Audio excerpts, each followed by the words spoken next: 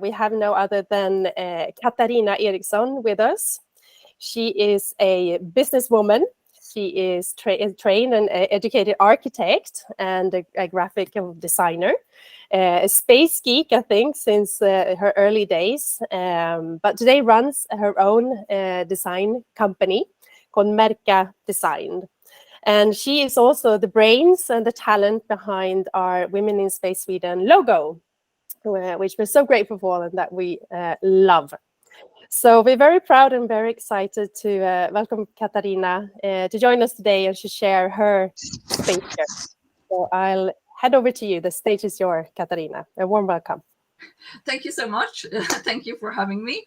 And well, you already introduced me and told everyone about the logo that I made for Women in Space. And as you said, I have my company, Merka Design, where I mostly work with graphic design. And as often as I have the opportunity, I work with space-related projects. So the Women in Space Sweden logo is one example of that.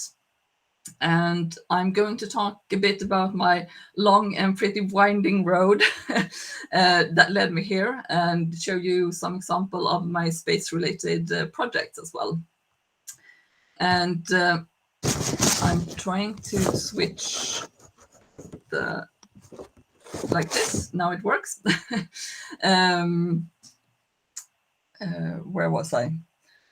Yeah, so I think you already mentioned, like, I've been a space geek for a long time, and already as a kid, I liked space and was very fascinated with it, as a lot of kids are. So it's a great sort of gateway into STEM subjects.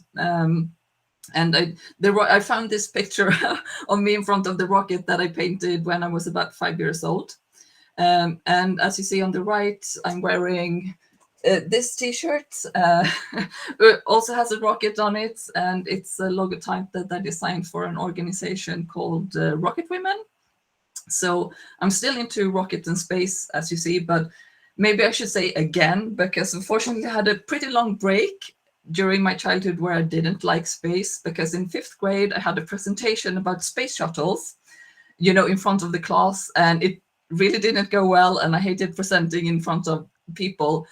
So after that, I really didn't like space for a long time. And unfortunately, I don't have, like this one moment that it came back. I think it was sort of gradually it came back. And also, I think Star Wars had a bit to do with bringing back my my space interest. So if we jump forward quite a bit to 2001, when I started the School of Architecture here at LTH in Lund, I knew they had this space course with a collaboration with NASA, where you did get to go there on a study trip. And I was already, when I started, I was looking forward to this course.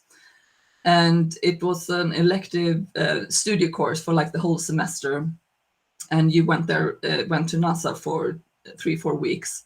And luckily for me, they were like redoing the program at that point. So they actually had 2 courses for 2 semesters. So I could go like this follow-up course. I could go twice for 2 different projects. And we went to Johnson Space Center in Houston. And we met a lot of engineers, of course, also astronauts, including Christopher Fuglesang, and one of the very few space architects at the time, Larry Toops. We even had our own room where we can work on our projects.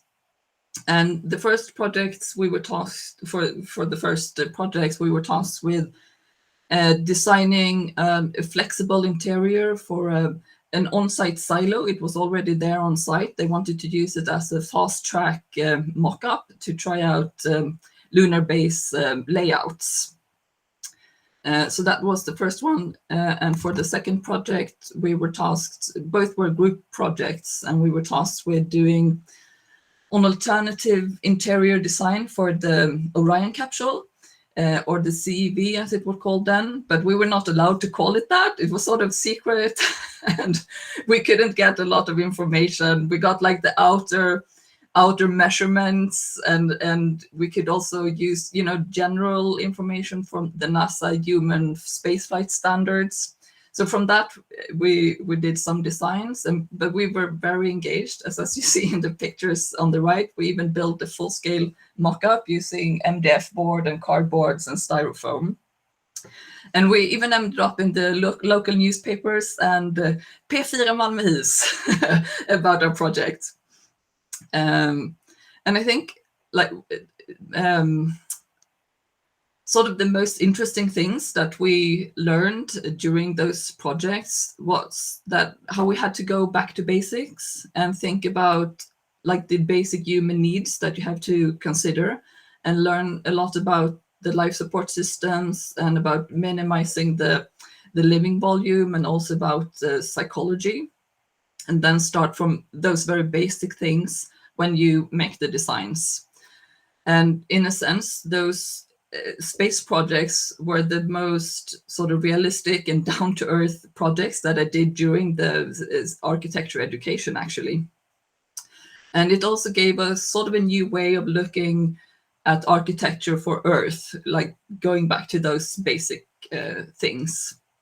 And then we also learned a lot about how space is a great resource for Earth, both actual space things like satellite communications and technology spin-offs, but also in a broader sense as an inspiration from space and space technology for living in a more recycled way with closed loops, and recycle everything and not wasting anything.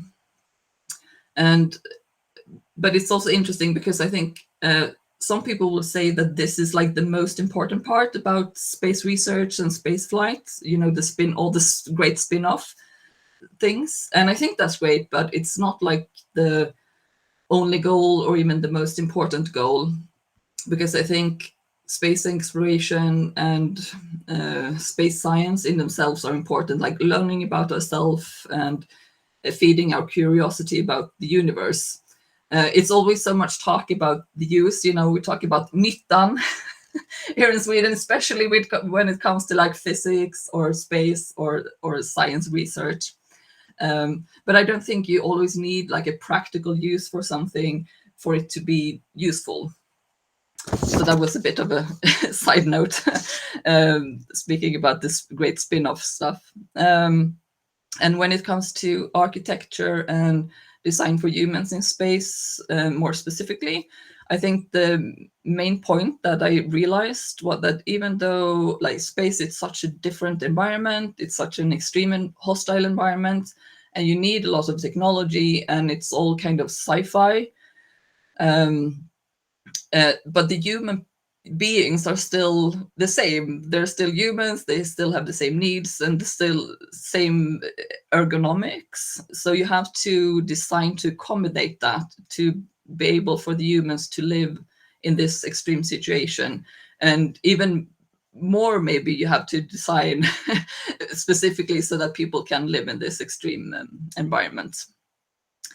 And these two space projects led me to I did other things than space architecture during architecture school, but this sort of inspired me for when I did my internship, which I did at Umbilical Design in Stockholm, which is run by Cecilia Hertz. I think some of you know her. She's still running that company doing space design stuff. And then after that, I did my diploma project. It was also a collaboration with Umbilical Design, and it was about a visitor center for Esrange Space Center outside Kiruna in northern Sweden. And just as with the previous space architecture projects that I did, this took a lot of research, and sort of the reports that I made about it was like equally important as the design of the building to be. And I made study visits to Esrange and science museums in different places in Sweden like that, and interviewed a lot of people.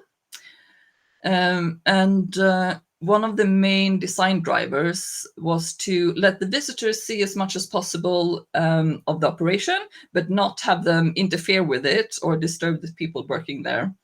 And it was actually funny because when I was there, most people were sort of skeptical towards it because they were afraid building a bigger visitor center would bring more people that would disturb them. Also, I guess they didn't really realize that the student project wouldn't be built in reality. But what was funny was that afterwards, like my contacts there told me that when people had been reading my report, they were actually more positive towards the visitor center because they realized this could actually sort of keep the people in the visitor center. And they would have like a sort of in places like glass walls looking into the operations, so they wouldn't run around in the grounds annoying people. And one of the other main concepts for the building was that I suggested the use of space-inspired solutions. For example, producing their own energy on site and recycling water using algae and grow part of their food on site, and also have it all visible in the visitor center. And visually, the main structure would be like a dome structure that sort of visually would represent how it protects you from the harsh environment. So in both those cases, it's sort of similar to Mars or Moon base, or at least you should think about that when you see it. And as you know, if you've been to Esrange, they don't have a huge visitor center there. They have a small one at the gate. And as far as I understand, it's even more difficult now to actually visit the grounds and the facilities than it used to be, which is understandable, but it's also a pity because it's a really cool place to visit. Maybe it's changing now. I don't know. They're doing so much cool stuff with Spaceport Sweden and everything. So we'll see what that does for the visitors as well. Yeah, this is some more interior models of that and drawings. And then I think I mentioned it was a long and winding road to get there because after finishing architecture school, I didn't start working as an architect. I did some smaller jobs sort of with architecture, but then I went to the International Space University, ISU, in Strasbourg in France, and did a Master of Science in Space Studies. And it's a program where you learn a little about a lot of things that all have to do with space. And there are also several bigger individual and group projects that you do. And one of the projects that I did together with another architect, Thomas Rosek, was a proposal for lunar habitats that would be made out of 3D printed sintered regolith. And it's sintering, it's basically like microwaving the lunar dust. And it's the same process that occurs when you fire ceramics. So you could make bricks, but our idea was to like 3D print and sinter the whole structure. And we did this in 2010. So that was just before ESA and Norman Foster released their lunar habitat that was also sintered. And before that, it wasn't like really a big thing. It wasn't, I don't know exactly where the idea came from, but people knew that you could do this with lunar dust, but it wasn't like a big topic within space architecture. But after the ESA and Norman Foster project, that interest just exploded. So now it's quite a lot of research into the topic. And actually, my main focus within the project was the use of plants on a lunar base as part of the life support system, but not just for the life support system for food production, but also for psychological well-being, so that you would have the growing things close to people, not just like in a separate greenhouse. So my idea was that this aspect, this well-being aspect, should also be considered as part of the life support system. And that might sound like a bit fussy, but there's actually quite a lot of research and evidence about how nature and plants have a great positive impact if you're stressed or if you're in an informative, rich environment like a space station. And it's not, as far as, at least then, there wasn't really research about this in space, but on Earth, for example, from Alnarp here outside Lund, SLU, the agriculture university, have done studies about psychological rehabilitation using nature and plants. And then my internship and master's project at ISU was an internship that I did at NASA Ames in California. And I was so much looking forward to it, but then when I came there, it was a pretty frustrating and confusing thing, the whole thing, unfortunately. It was at the Department of Astrobiology. And as you've noticed, I haven't mentioned astrobiology so far, but they had already had one intern doing architecture stuff, and they had this idea of creating a digital model of Mars, similar to a GIS model, you know, the geographical information system that you do for Earth, and you have so much information in it, but also use it as like a virtual reality model where you could have Martian habitats and do architecture research, which is really cool, but also not my department. So, and they didn't have like really concrete ideas, and I couldn't really find my place what to do.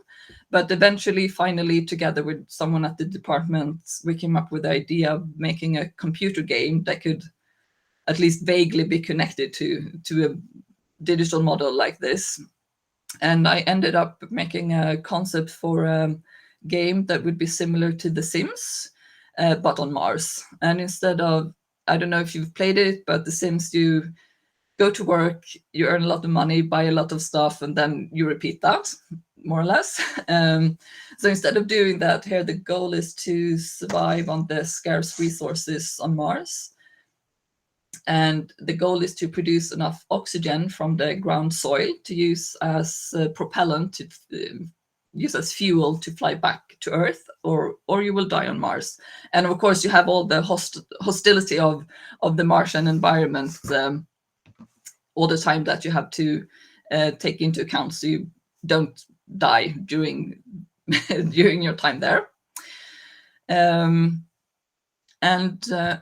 After ISU, I did different things, but I started like gradually working more with graphic design. And in 2013, I decided to start my own business, and it's called Macca Design, as I mentioned, and that's still the company I have.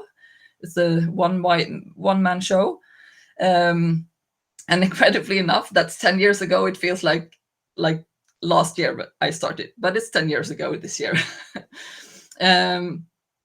And I still once in a while do some space architecture related things. Like a few years ago, this project by DLR, the German Aerospace Center, it was connected to the Melissa project.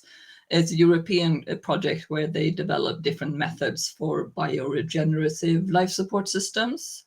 And me and another architect, Andre Dole, we made 3 different concepts for a lunar greenhouse with different degrees of inflatable structures. And a large part of the project was trying to fit as many growth racks as possible into the different layouts based on the calculations for crops feeding a crew of 6 people. And they picked the top one, the one that looks a little bit like a flower, where each petal is an inflatable compartment, because this one had the most space. And then they used that for further analysis and studies about greenhouses. And another one was for ST, it's a UK-Swiss company. They wanted a house or a habitat where they could try out closed recycling systems. So we made some concepts for the layouts for that. And together I worked together with space architect Thomas Rosek again on this one. And also with Thomas and his team, For a couple of years in a row now, we've made visualizations for the Moon Village Association. And they're an organization bringing together different stakeholders, all wanting to go to the moon and establishing bases and habitats on the moon. So the village in this case is both like an abstract idea and a more concrete idea, where you would be collecting, almost building a village, but several different actors would have different projects. So I think we're doing it right now, and I think it's the 5th year we're doing it. And unfortunately, these really nice renderings that you see, I haven't made them. It's some people in Thomas's team that do the 3D rendering stuff, but we work together in sketching and making the drawings and plans and deciding what goes where and stuff like that.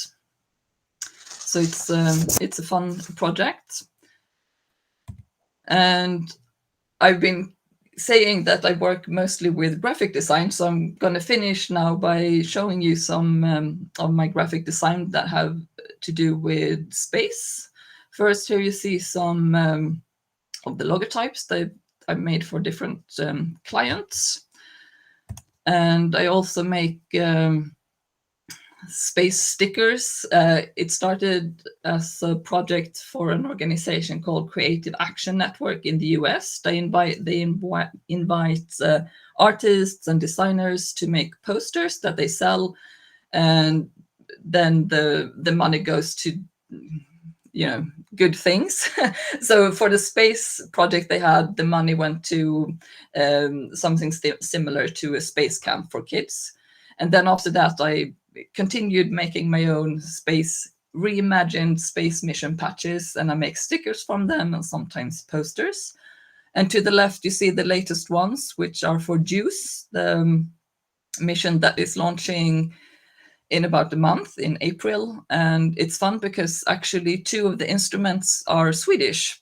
They have 10 instruments and 2 are Swedish, and they're going to the Jupiter system to look at 3 of the biggest, the Galilean moons, to see if there could be possible. They're not going to look for life, but for sort of habitability on those moons. Also make officially licensed fan art for Star Trek in June.